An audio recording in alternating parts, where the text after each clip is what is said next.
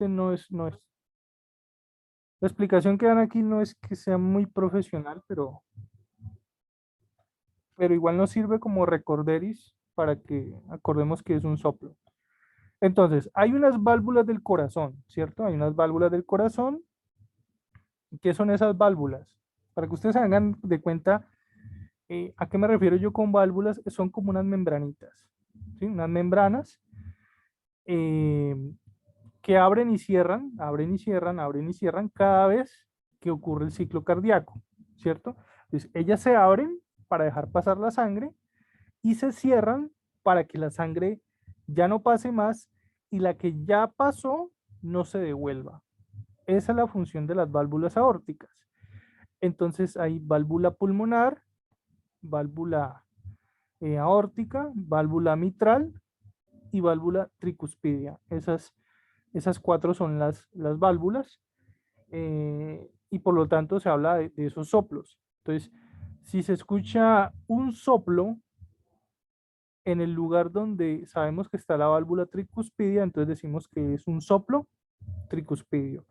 Si el soplo se escucha más fuerte donde está el foco mitral, entonces decimos que es un soplo mitral, ¿sí? Así sucesivamente, ¿sí? Es donde se escuche más fuerte el soplo, en el punto donde se escuche más fuerte el soplo, asimismo eh, va a ser descrito la ubicación del soplo, ¿no? O a mí sí mismo se describe cuál es la válvula que está fallando de las cuatro. Entonces pongámosle cuidado un momentico al video. Originado por la turbulencia de la sangre cuando atraviesa algunas estructuras cardíacas o vasculares, siendo audible con el estetoscopio. Aunque tener un soplo puede ser signo de enfermedad, en algunas ocasiones no lo es, denominándose como soplos funcionales, fisiológicos o inocentes. Entonces ahí nos está diciendo que no todos los soplos son malos, que algunos soplos pueden ser eh, inofensivos para nosotros u otros pueden ser normales. Cuando son normales, él dice fisiológicos. Entonces, por ejemplo, en los recién nacidos hay un soplo fisiológico y es normal porque pues es un recién nacido. Su corazón y el funcionamiento de la parte cardíaca apenas se está desarrollando. Entonces, en ellos puede ser normal ese soplo, ¿sí? Bueno, sigamos. Estos últimos no son raros y no ameritan tratamiento. Los soplos, debido a enfermedades cardíacas o vasculares, pueden ser signos de diferentes manifestaciones, ya sean congénitas o adquiridas, y ameritan de evaluación especializada.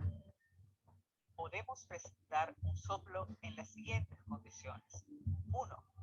En casos de aumento de la turbulencia de la sangre sin enfermedad cardíaca o vascular. Por ejemplo, en casos de anemia, la disminución de la densidad de la sangre acentúa la turbulencia de la misma en su paso por el corazón, como puede verse en algunas mujeres embarazadas bajo esta condición.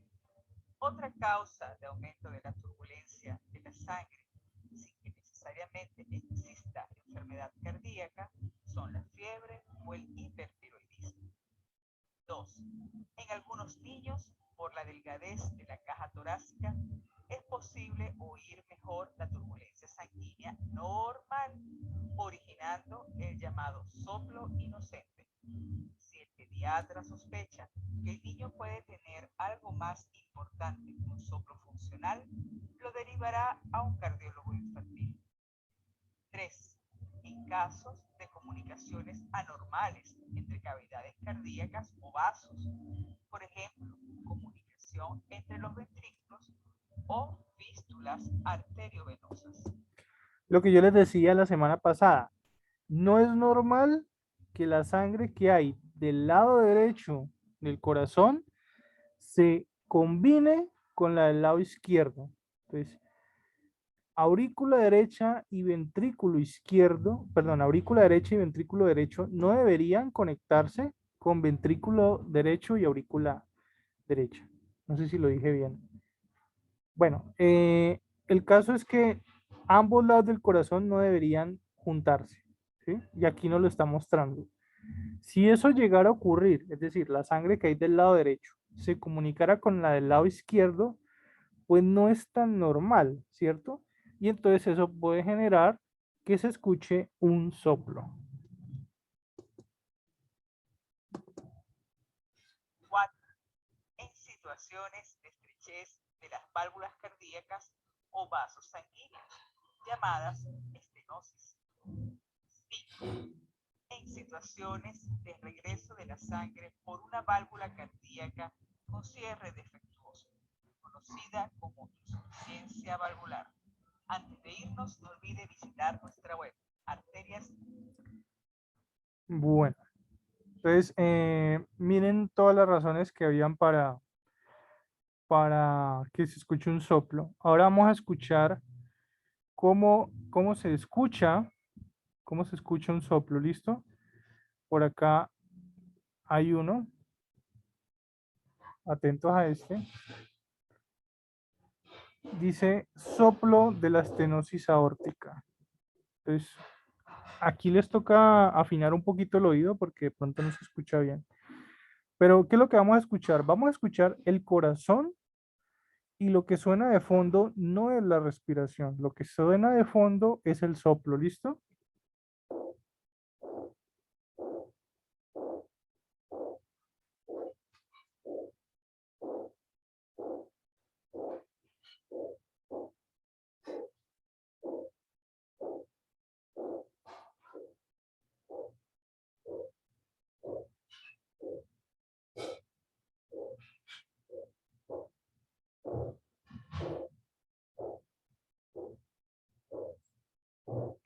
Bueno, ahí hay una trampita y es que han aislado los otros ruidos, ¿no? O sea, han aislado aparte el ruido del corazón y han aislado aparte el ruido de la respiración, ¿cierto? Pero cuando nosotros auscultamos el tórax es más difícil de lo que parece escuchar un soplo porque tienes que ignorar completamente el ruido de la respiración y el ruido del corazón para poder escuchar bien en dónde está ubicado el soplo.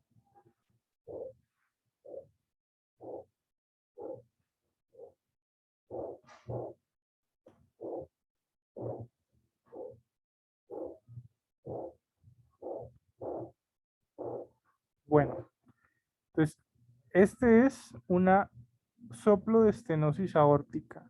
¿Qué es estenosis? Pues un estrechamiento. Entonces es la aorta que se ha estrechado. Ahora escuchemos soplo de la estenosis mitral.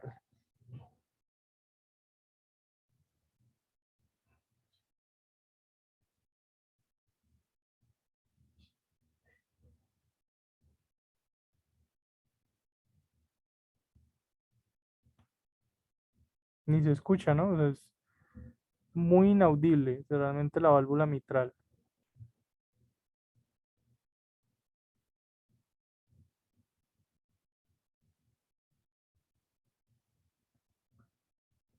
Y realmente el consejo que uno les da para poder escuchar un soplo es que no se puede escuchar con fonendoscopios de esos económicos. O sea, créanme que los cardiólogos tienen fonendoscopios muy finos, muy costosos. Si estamos hablando de fonendoscopios que valen de menos de 350.000 pesos, no valen. ¿Sí? Por ejemplo, se me viene a la mente el Littmann, ¿sí? El fonendoscopio Littmann. Es un fonendoscopio que nuevo, última generación, está valiendo por ahí 350.000 pesos. El mero fonendoscopio, ¿sí? Bueno, vamos a ver, escuchemos este a ver.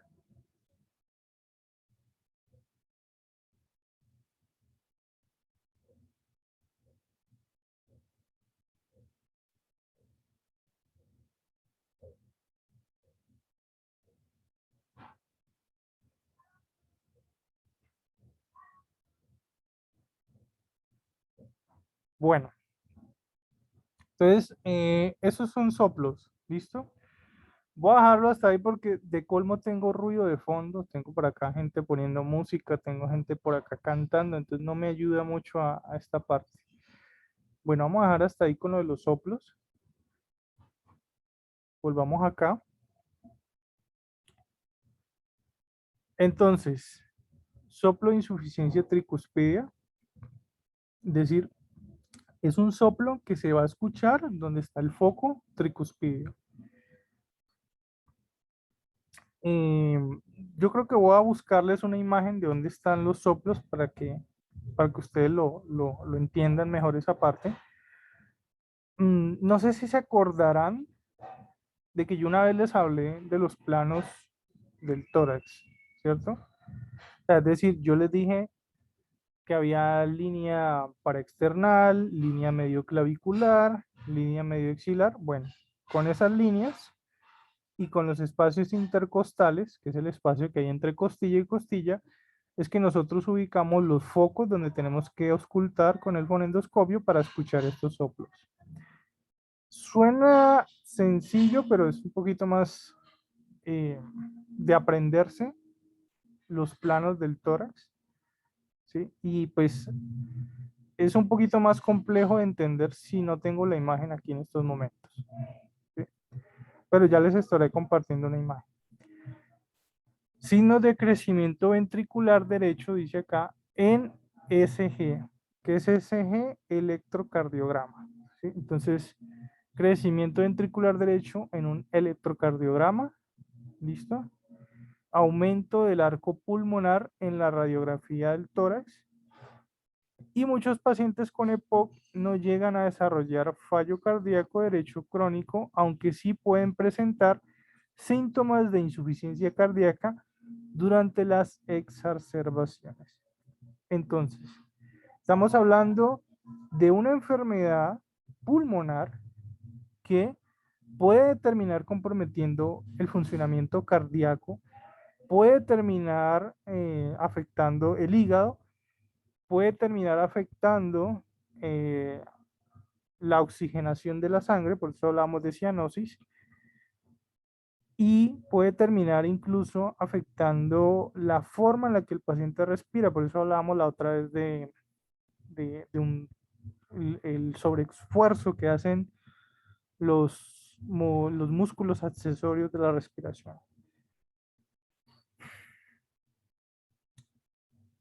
Insuficiencia ventricular, ¿sí? Estamos diciendo que no siempre ocurre, pero puede ocurrir insuficiencia ventricular derecha.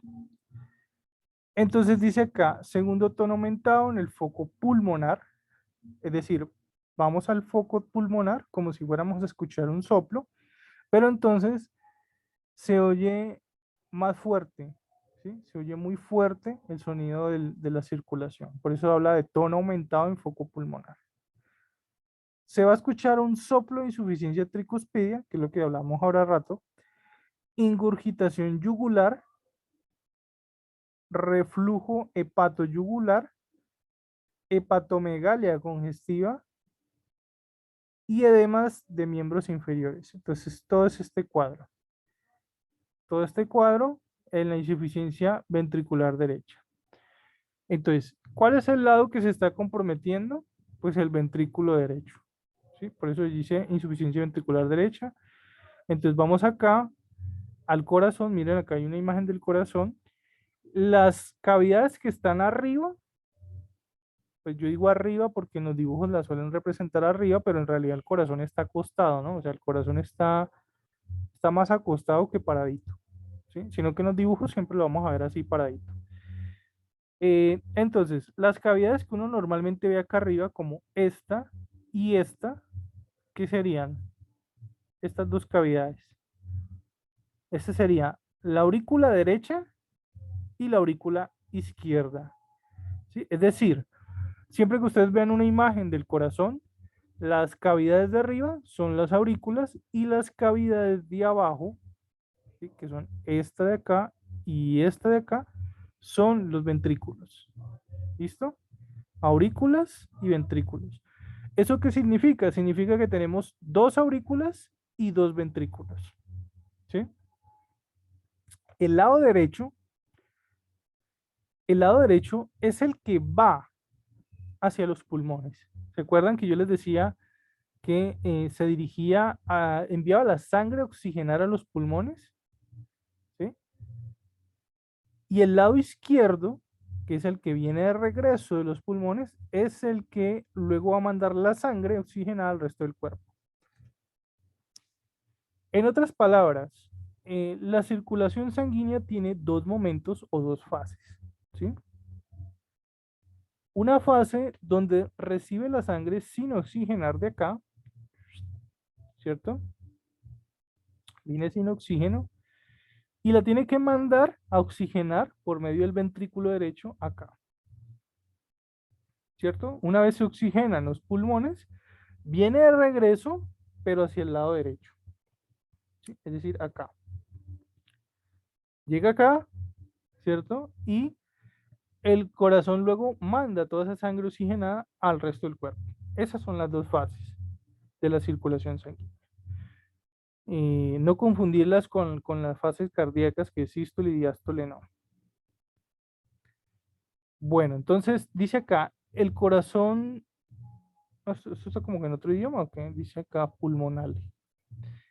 Insuficiencia del lado derecho del corazón es un agrandamiento del ventrículo derecho a causa de la presión alta en las arterias de los pulmones, lo que a menudo se debe a enfermedad pulmonar crónica. Entonces, ¿qué es lo que nos está diciendo esto? Nos está diciendo que como ya hay un problema en los vasos sanguíneos pulmonares, acordémonos que al principio de la presentación decíamos que había hipertensión pulmonar, ¿se acuerdan? Entonces, había una hipertensión pulmonar. Entonces, la hipertensión pulmonar está causando este problema, este segundo problema. Si ya no era suficiente con el primer problema, que era la hipertensión pulmonar y el EPOC de por sí, aparece un segundo problema, ¿sí? Como que una cosa lleva a la otra y eso a otra, ¿ya? Entonces, el EPOC lleva a hipertensión pulmonar y la hipertensión pulmonar nos lleva a esta insuficiencia ventricular derecha. Entonces, dice acá, que ocurre agrandamiento del ventrículo derecho. ¿Cuál es el ventrículo derecho? Pues este de acá abajo.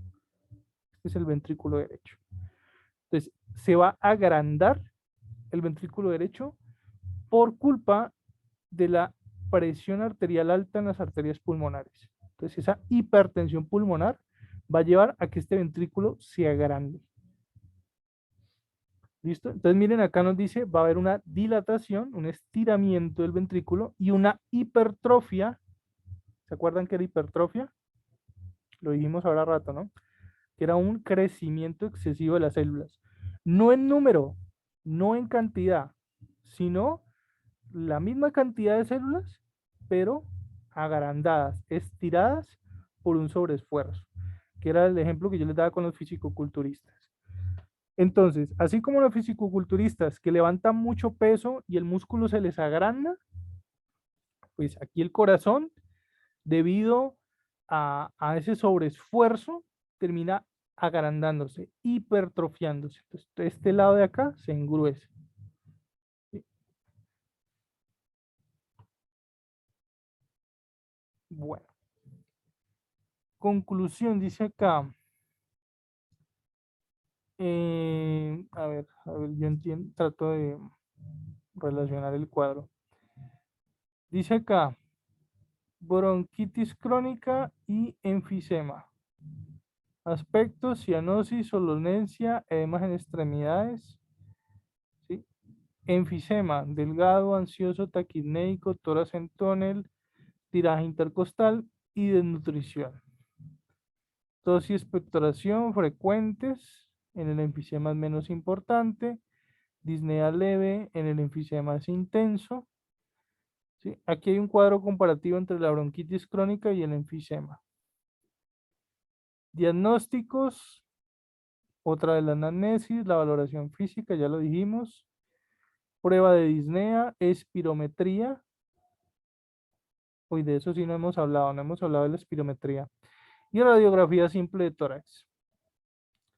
La anamnesis, bueno, esto ya lo habíamos dicho hace 8 días, que es como la entrevista, ¿cierto? La anamnesis es la entrevista, todo lo que tú le preguntas al paciente, su pasado, cuántos cigarrillos fumaba, si fumaba una cajetilla a la semana, o si era diario. Bueno, esos hábitos de fumar son importantes. Si el EPOC no es causado por tabaquismo, por cigarrillo, entonces buscar cuál fue la otra causa. Valoración física, bueno, esto ya lo dijimos, que hay que hacer palpación, percusión y auscultación, ¿cierto? Y estos son los signos que se encuentran: disnea, tos crónica, expectoración, factores de riesgo y espirometría. La espirometría sería como la prueba definitiva, ¿no? Pero ya vamos para allá, yo creo. Diagnóstico diferencial. ¿Qué significa diagnóstico diferencial? Significa que hay otras enfermedades que podrían parecerse y hay que diferenciarlas, ¿cierto? Entonces, ¿qué enfermedades se pueden parecer al EPOC? El asma, las bronquiectasias y la insuficiencia cardíaca. Bueno, ahora sí la espirometría. Mm, es un poco complicado explicar esta parte, sobre todo de las ondas que ustedes ven acá, pero en sí la espirometría, ¿qué es lo que te mide? Te mide todo el volumen, toda esa capacidad que tienes de almacenar aire en los pulmones y retener aire en los pulmones, incluso después de la expiración. Entonces miren acá, que aquí habla de expiración. Miren que en ningún momento habla de inspiración. Entonces, ¿se acuerdan qué era la expiración? Chan, chan, chan, chan. Están poniendo marimba y todo allá afuera. Bueno, expiración es la parte donde de la respiración donde tú liberas aire, ¿sí? Es decir, inspiración sería tomar aire con tus pulmones. Entonces tú tomas aire, eso es inspiración, llenar de aire los pulmones. Y expiración sería lo contrario, cuando tú botas el aire de los pulmones, ¿sí? Cuando los pulsas, soplas hacia afuera, por así decirlo. Entonces, ¿cierto? Entonces, inspiración, expiración. Entonces, la espirometría es un examen que mide precisamente eso, tu capacidad de expiración. Por eso se llama espirometría, de expiración, ¿sí? Entonces, se le pide al paciente que tome aire y luego sople en un aparato, ¿sí? Y por eso, a ver si me puedo devolver. Por eso acá en la imagen ustedes ven aquí el muñequito, ¿cierto? El dibujito lo está mostrando. Le dan una especie de aparato con una manguera donde él va a soplar fuerte y van a medir esa capacidad expiratoria. Ojo, no respiratoria, sino expiratoria. Por eso la palabra es pirometría. ¿Listo? Entonces, se mide el volumen expiratorio de reserva, que es este que muestra acá. Todos tenemos uno. Es decir, por más que yo sople, por más que yo intente sacar todo el aire de los pulmones, siempre hay un volumen residual, ¿sí? Y ese volumen residual, mírenlo acá, volumen residual, es el que mantiene los pulmones mientras el pulmón no esté perforado o lesionado. Siempre hay una capacidad residual, un volumen residual que queda ahí. Luego tenemos lo que es el volumen expiratorio de reserva, ¿cierto? Es decir, aparte del volumen residual que siempre queda en los pulmones, hay un porcentaje que nos queda de reserva a nosotros, que es el que nosotros liberamos cuando hacemos un sobreesfuerzo, como cuando vamos a llenar un globo, ¿cierto? Entonces le dicen a uno sople fuerte para llenar ese globo, y y uno, y uno saca más aire como que de donde no tiene, ¿cierto? Uno libera aire como de donde no lo tiene, pero lo libera, y ese sería el volumen expiratorio de reserva, una especie de reserva que nos queda a nosotros, ¿sí? Fuera del volumen residual, o sea, fuera de este otro de acá, ¿ya? Y luego está el volumen tidal, que es el que está entre las dos puntas, entre las dos líneas punteadas, ¿cierto? Que es más o menos el volumen de aire que nosotros liberamos generalmente cuando respiramos de forma tranquila. Ojo, tranquila, no cuando estamos ni riéndonos a carcajadas, ni cuando estamos gritando, ni cuando estamos llamando a la vecina, ¡Doña María! No, ese no, ¿sí? Sino el volumen de aire que circula normalmente cuando estamos tranquilos, relajados, en reposo. Ese es el volumen tidal, ¿sí? Tidal, ¿ya? Porque ya más acá arriba, ya empezamos a ver ya no los volúmenes de la expiración, sino los volúmenes de la inspiración, ¿sí? El que tomamos cuando inspiramos, ¿cierto? Entonces, es ese volumen de aire que entra a tus pulmones, ¿cierto? Y entonces, este pico máximo que ustedes ven acá es la capacidad inspiratoria, o sea, lo máximo de aire que yo puedo tomar haciendo un esfuerzo, ¿cierto? Y la suma de todo esto, que es esta flecha que está acá, se llama capacidad vital, ¿sí? Tu capacidad vital. Y la suma de esto con el volumen residual es la capacidad total de los pulmones, ¿sí? Entonces, no sé si les habrá quedado claro, pero es una forma de, ahí traté como de explicarlo lo más sencillo posible. Entonces, la suma de todos estos, que es esta otra flecha larga aquí, es la capacidad pulmonar total. La suma del volumen residual con el volumen expiratorio de reserva es el volumen residual funcional o capacidad residual funcional. ¿Qué es lo que se está midiendo en la espirometría? En la espirometría se está midiendo este y este, ¿sí? O podríamos decir, está midiendo tu capacidad funcional residual. Esto es lo que se está midiendo en la espirometría. Ya vamos para allá. Entonces dice acá, espirometría, miren acá el aparatico, le tapan las fosas nasales y lo ponen a soplar. Y esos datos van a ser procesados por una computadora, de forma que incluso el paciente mientras está soplando está viendo los gráficos en el computador. Entonces dice acá, es una prueba útil, económica y no invasiva. ¿Cómo así no invasiva?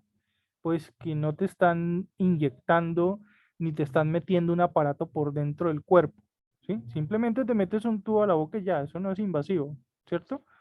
Si te lo estuvieran metiendo ese tubo a la tráquea, pues ahí sí sería invasivo, ¿no?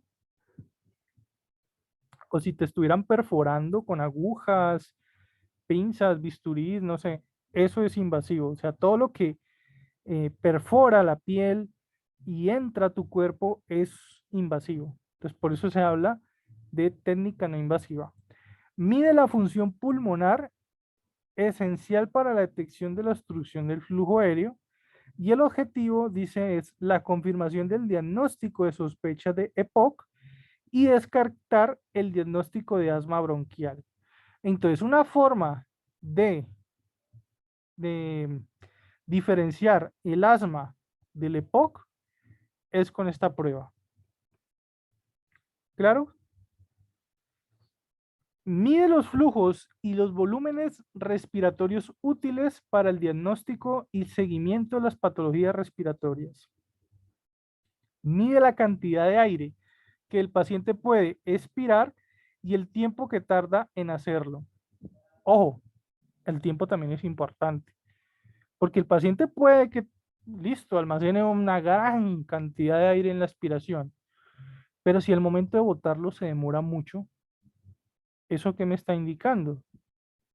Que hay algo que está obstruyendo o que hay algo que hace que los bronquios estén muy apretados y no deje que el aire de la aspiración salga rápido.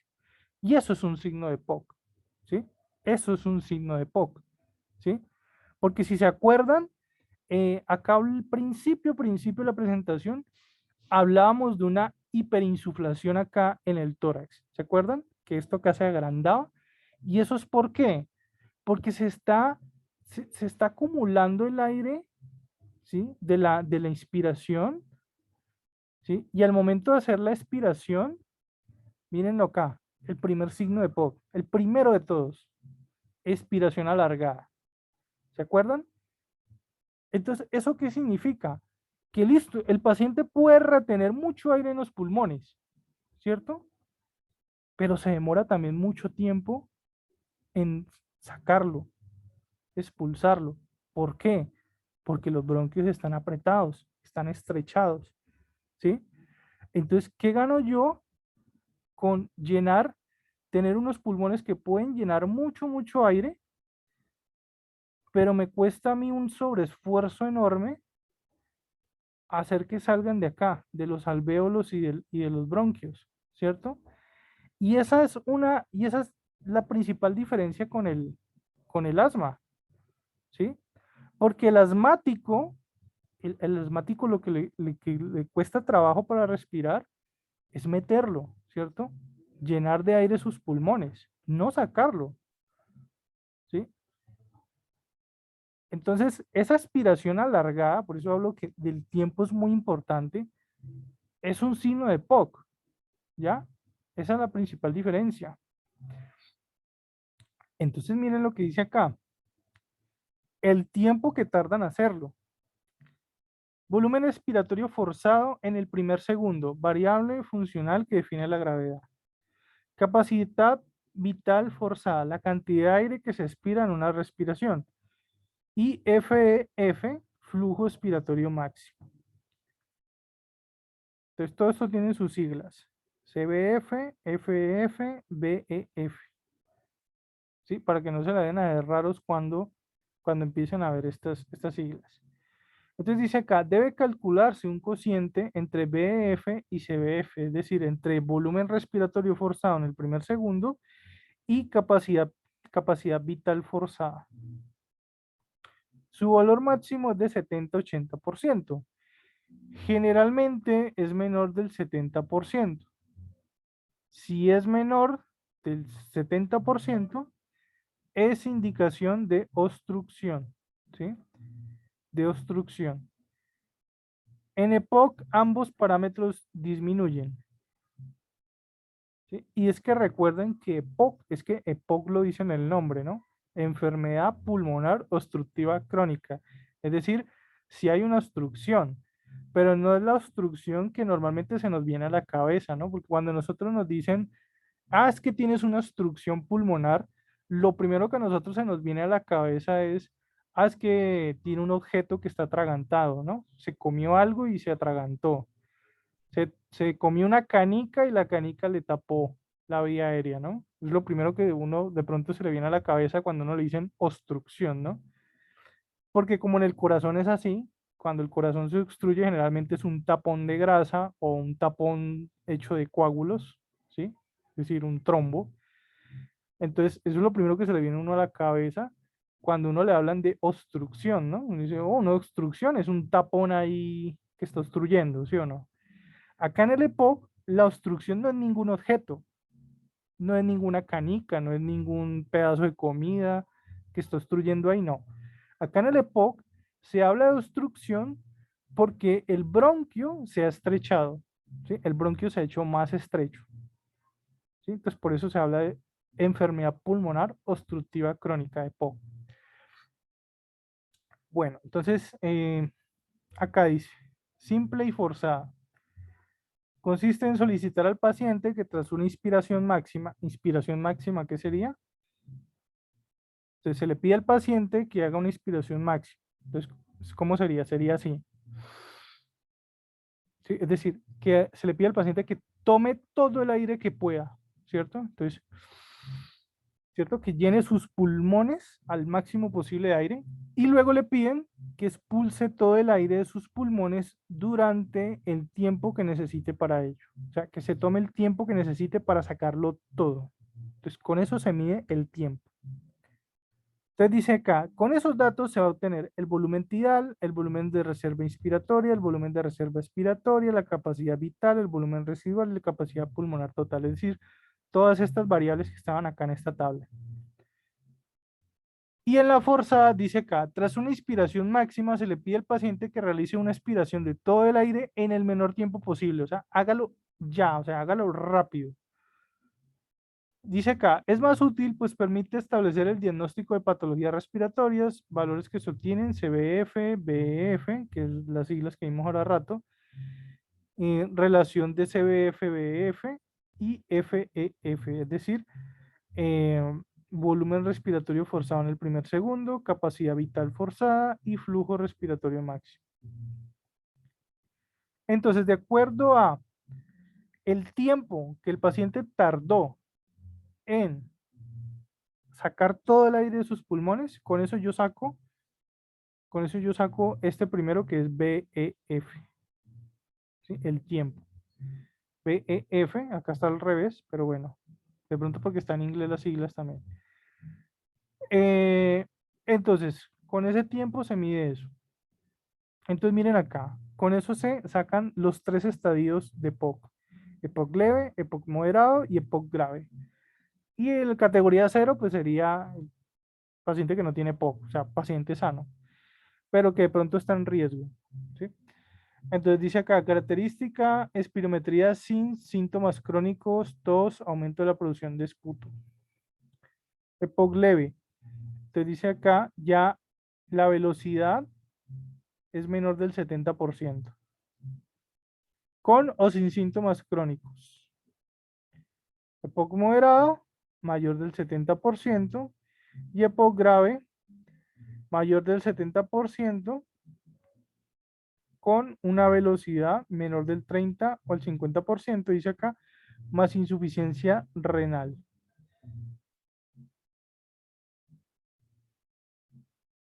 Radiografía simple de tórax, es decir, rayos X. Muestra signos de hiperinsuflación pulmonar, atenuación vascular y radiotransparencia que indica la presencia de enfisema. También pueden detectarse bullas, zonas radioelocuentes o signos de hipertensión pulmonar. Tiene una sensibilidad para detectar un EPOC del 50% en los estadios moderados graves. Es decir, tan confiable como la espirometría no lo es. Sí, porque imagínense, solo el 50%. O sea, uno de cada dos lo detecta y el otro no.